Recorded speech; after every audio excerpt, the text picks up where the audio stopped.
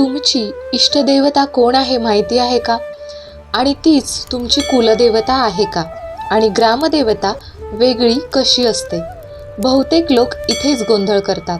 आज हा गोंधळ कायमचा दूर करूया. नमस्कार भक्त हो, तुमचं आपल्या चॅनलवरती मनापासून स्वागत आहे. आपल्या परंपरेत देवाची उपासना अनेक प्रकारे केली जाते, पण अनेकांना एक प्रश्न पडतो, इष्टदेवता, कुलदेवता आणि ग्रामदेवता या तिन्ही वेगळ्या कशा? आज आपण अगदी सोप्या भाषेत उदाहरणांसह हा फरक समजून घेणार आहोत. इष्टदेवता म्हणजे काय?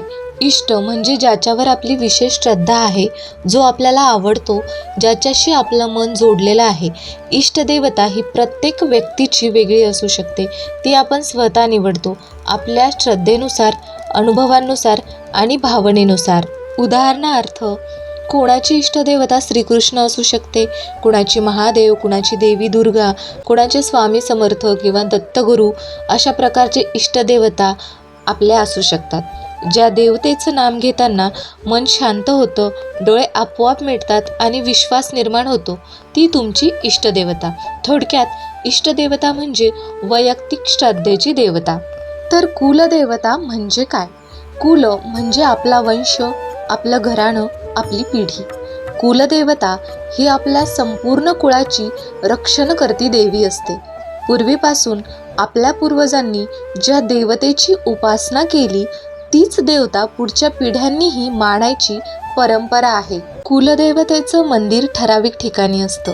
लग्न, मुंज, नेमिंग सेरेमनी म्हणजेच नामकरण संस्कार, अशा विविध प्रकारांच्या संस्कारांपूर्वी कुलदेवतेचं स्मरण केलं जातं. अनेक कुटुंब दरवर्षी कुलदेवतेच्या दर्शनाला जातात. उदाहरणार्थ, कुणाच्या कुळाची कुलदेवता खंडोबा, कुणाची भवानी माता, कुणाची रेणुका माता, कुणाची महालक्ष्मी. थोडक्यात कुलदेवता म्हणजे संपूर्ण वंशाची रक्षण करणारी देवता असं मानलं जातं. ग्रामदेवता म्हणजे काय? ग्राम म्हणजे गाव किंवा स्थान. ग्रामदेवता ही एखाद्या गावाची, प्रदेशाची किंवा स्थानाची रक्षणकर्ता देवता असते. त्या गावात राहणाऱ्या सर्व लोकांची ती देवता मानली जाते, ते कोणत्याही कुळाचे असोत.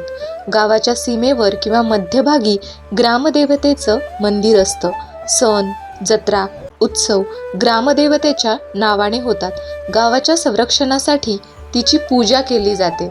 जसं की ग्रामदेवता म्हणून मरीआई, यमाई देवी, जोगेश्वरी, भैरवनाथ. स्थानिक देवी देवता. ग्रामदेवता म्हणजेच गाव आणि स्थानाची रक्षण करणारी देवता असं मानलं जातं. सोप्या शब्दात सांगायचं झालं तर इष्टदेवता म्हणजे तुमची वैयक्तिक श्रद्धा असणारी देवता.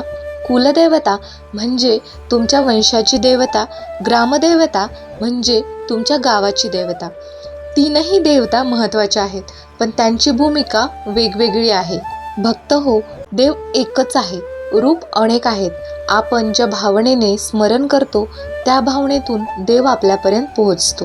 इष्टदेवता मनाला आधार देते, कुलदेवता वंशाला संरक्षण देते आणि ग्रामदेवता स्थानाला शक्ती देते. देवाची रूपं वेगवेगळी असली, नावे वेगवेगळी असली तरी कृपा एकच असते. इष्टदेवता आपल्याला मनाचा आधार देते, कुलदेवता आपली परंपरा जपते आणि ग्रामदेवता आपलं स्थान आणि जीवन संरक्षित ठेवते.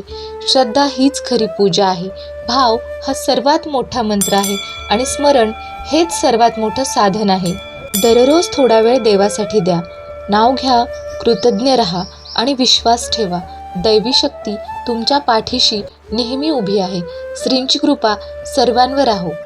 तुम्हाला ही माहिती कशी वाटली कमेंट करून नक्की सांगा आणि चॅनलला लाईक, शेअर, सबस्क्राईब नक्की करा.